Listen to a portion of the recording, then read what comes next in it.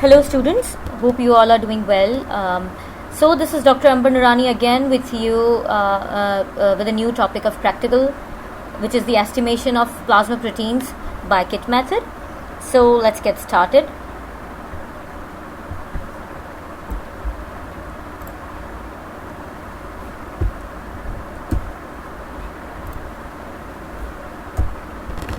So a number of proteins are dissolved in the plasma.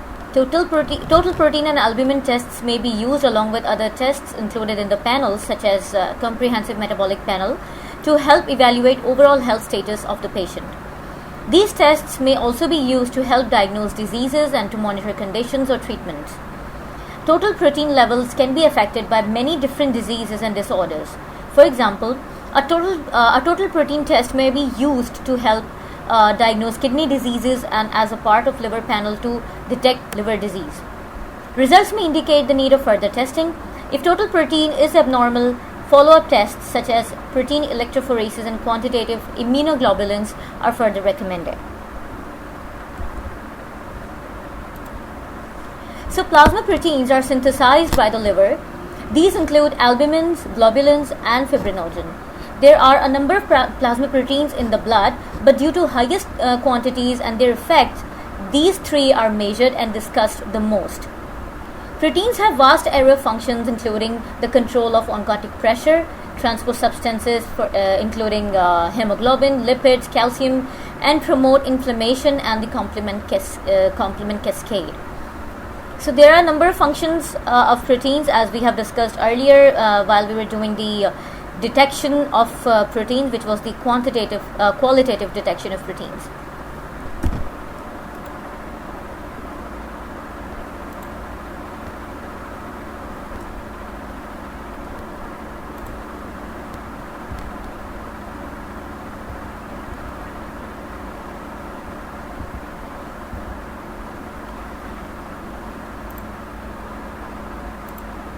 The measurement of protein is done on serum, which is the fluid that remains after plasma has clotted, thus removing fibrinogen and most of the clotting factors. Total protein content provides some information regarding a patient's general health status. More clinically useful data are obtained from fractionating the total protein, for example, by electrophoresis. So the normal value of total proteins in the plasma is 60 to 80 grams per liter or 6 to 8 grams per deciliter.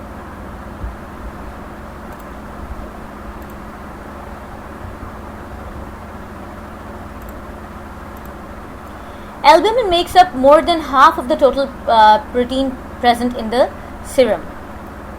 Its normal value is 35 to 55 grams per liter or 3.5 to 5 grams per deciliter. Approximately 30 to 40% of the total body's albumin pool is found in the intravascular compartment. The remainder is extravascular and is located in the interstitial spaces, mainly in the muscles and skin. Albumin is also found in small amounts in the variety of blood tissues and fluids such as sweat, tears, gastric juice, and bile. The globulin fraction includes hundreds of serum proteins, including carrier proteins, enzymes, complements, and immunoglobulins. Most of these are synthesized in the liver. Although immunoglobulins are synthesized by the plasma cells, globulins are divided into 4 groups by electrophoresis. The 4 fractions are alpha 1, alpha 2, beta and gamma, depending on their migratory pattern between the anode and the cathode.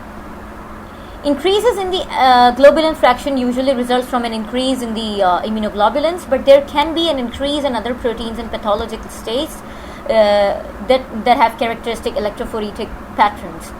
The normal value of globulin is 20 to 35 grams per liter or 2 to 3.5 grams per deciliter.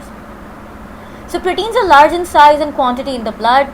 Proteins are the only substance in the blood which have values in grams as compared to other substances in the blood, which are usually expressed in milligrams or micrograms. So serum is the protein-rich liquid which separates out when blood coagulates, but it does not contain fibrinogen.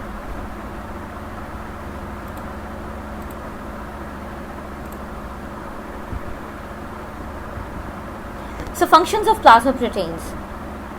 They maintain the colloidal osmotic pressure, as we discussed earlier. They provide viscosity, act as buffers, albumin accounts for 70% of the colloidal osmotic pressure. Albumin also serves in the transport of bilirubin, hormones, metals, vitamins and drugs, etc. It has an important role in fat metabolism as well. It binds by the fatty acids and keep them in a soluble form in the plasma. This is the main reason why hyperlipidemia occurs in situations of hypoalbuminemia, because basically lipids are bound by the albumin, and when there is no albumin or when there is less albumin, the fatty acids become unbound and they move freely in the bloodstream. So that causes hyperlipidemia.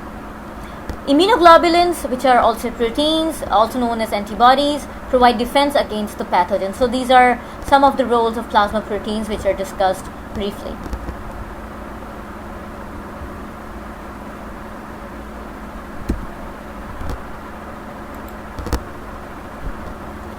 So the topic of today is estimation of total plasma proteins. This is what we are going to discuss in the later slides also. So a total serum protein measures the total amount of proteins in the blood. Total protein content provides some information regarding the patient's general health status. Total protein may also be ordered if you have signs and symptoms such as unexplained weight loss, fatigue, swelling caused by extra fluid in your tissues, which is called edema. Symptoms of this test can also be advised if you have symptoms of liver diseases, kidney disease, or bone marrow disorders. So the most widely used method of measuring total plasma protein is the biuret reaction. I hope you all are familiar with this term, biuret test. The biuret test, we did this test in the detection of proteins while we were doing the qualitative detection of proteins. So the biuret reagent contains sodium hydroxide and copper sulfate. It is a chemical test used for the detection of presence of peptide bonds, and it works on the principle that when protein molecules react with cupric ions in an alkaline medium provided by sodium hydroxide, the solution gives a purple colored complex. So this is the same test we are going to imply in the estimation of total proteins. I hope you all are clear up till now. So now coming towards the procedure.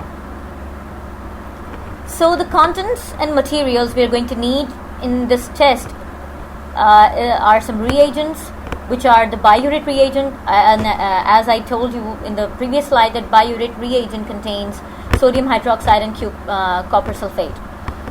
The reagent 2 is the protein standard, and you know what a standard is. I hope you all are familiar with this term standard. I'll explain it in a few minutes. So what else do we need is the sample to be tested, which could be either plasma or serum, incubator, and a UV-Vis spectrophotometer.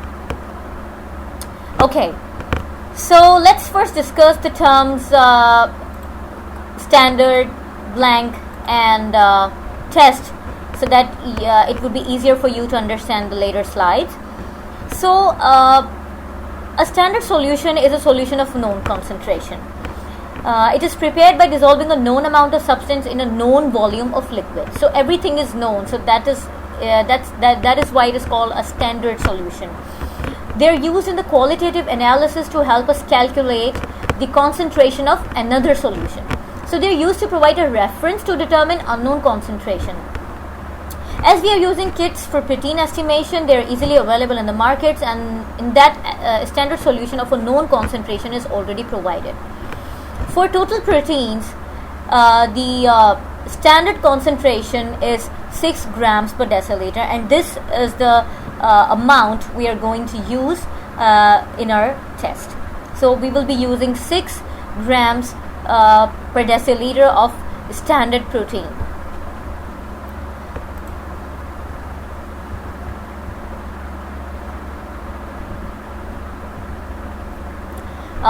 Let me explain the blank solution with you as well. A blank solution is used before the sample is inserted into the cuvette to zero out the spectrophotometer such that only the absorbance of the substance of interest could be measured. Yes, we discussed that in the last lecture also. And the test is basically the sample taken from the patient, which could be either serum or plasma or the blood itself. So coming towards the procedure again, we took the contents and materials, and we are now going to take 3 test tubes and mark them B for blank, S for standard, and T for test. We're going to add 3 milliliters of reagent in all the test tubes. We will add 60 microliters of distilled water in test tube B, which is the blank. 60 microliters of standard solution in test tube S, and 60 microliters of sample in test tube T.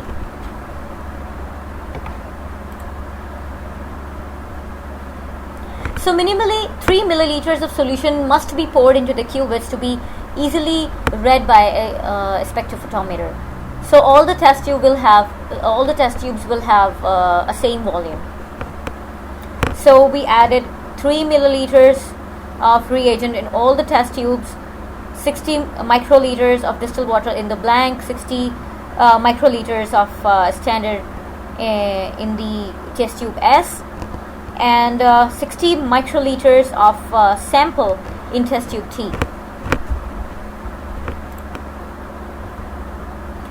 So then we will mix and incubate it for 10 minutes at room temperature.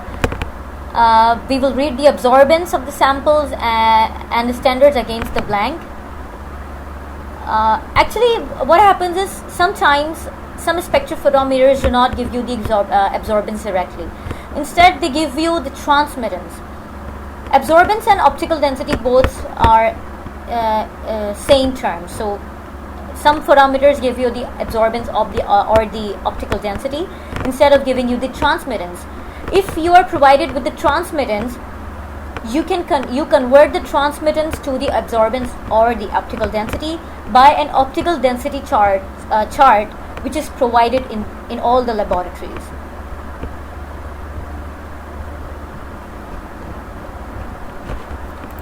So for total proteins, the formula is absorbance or the optical density of the sample, absorbance or the optical density of standard, times N, where N is the concentration of standard, which is 6 grams per deciliter for total proteins.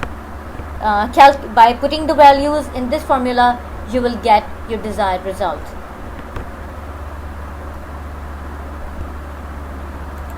Now we are going towards the estimation of albumin. So albumin accounts for 60% of the total serum proteins. Serum albumin is a reliable prognostic indicator for morbidity and mortality, liver diseases, nephrotic syndrome, malnutrition, protein losing enteropathies. High levels are associated with dehydration. So if you find hyperalbuminemia solely, this is mostly due to dehydration. The method used for the detection of albumin is the colorimetric determination of serum albumin using bromocresol green indicator.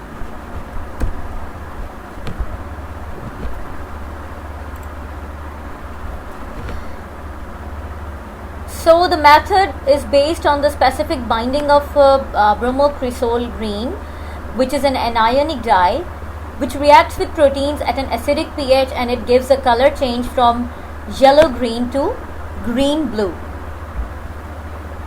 So, and it makes a complex which is called a BCG albumin complex. The wavelength of this complex or this colored complex is 620 nanometers.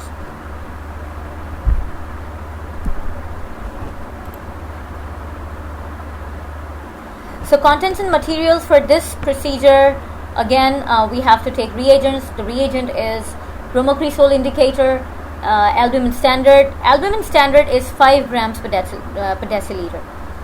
And sample to be tested, which could be either plasma or serum. Incubator and a UV-Vis spectrophotometer. So again, we're going to take 3 test tubes and we will mark them B for blank, S for standard, and T for test. We'll add 3 milliliters of reagents in all the test tubes. we'll add 30 microliters of distilled water in test tube B, and we'll add 30 microliters of standard solution in test tube S, and 30 microliter sample in test tube T.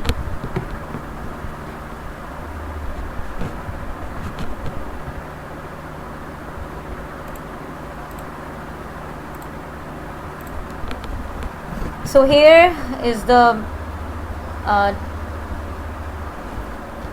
presentation of how we are going to add the reagents and in the test tubes. So again, we'll mix and incubate it for 10 minutes at room temperature and read the absorbance of the samples and standard against the blank. Again, you might not be provided with the absorbance, so you have to convert transmittance into the absorbance by referring to an optical density chart. So calculation for albumin is again the absorbance of sample T divided by absorbance of standard S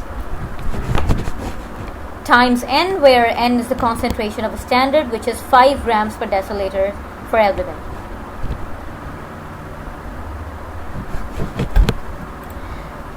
So now let's discuss some clinical aspects of proteins. So it could be either hyperproteinemia or hyperproteinemia.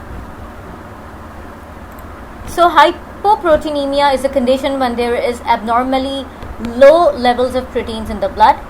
The causes could be either reduced dietary intake, malabsorption, or decreased synthesis or increased excretion. So reduced dietary intake, it could be the example for this is Kwashiorkor syndrome or the Kwashiorkor disease, in which there is a deficient dietary intake of proteins. Malabsorption, as in case of celiac disease, and decreased synthesis, as in case of liver cirrhosis, because the liver is damaged, it is unable to produce the proteins, and increased excretion, as in case of nephrotic syndrome, because the kidneys are losing proteins. Hyperproteinemia is a condition when there is an abnormally high level of proteins in the blood. The causes are usually acute inflammatory conditions, chronic inflammatory conditions, malignancies, multiple myeloma, etc.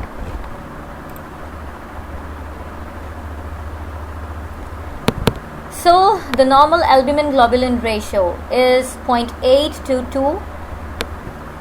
2:1.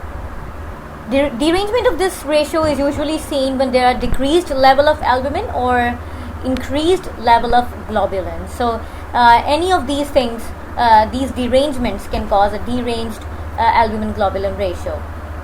So the causes of decreased albumin is, as we discussed, it could be liver disease, and increased globulins, as in case of multiple myeloma and chronic inflammatory states. So these are some of the web links for you guys. I hope you have got the lecture. If you have any queries and questions, please write your queries and questions in the comment section below. Till then, we'll have a nice day, and I hope you all are getting the lectures. And thank you very much. Take care, all of you.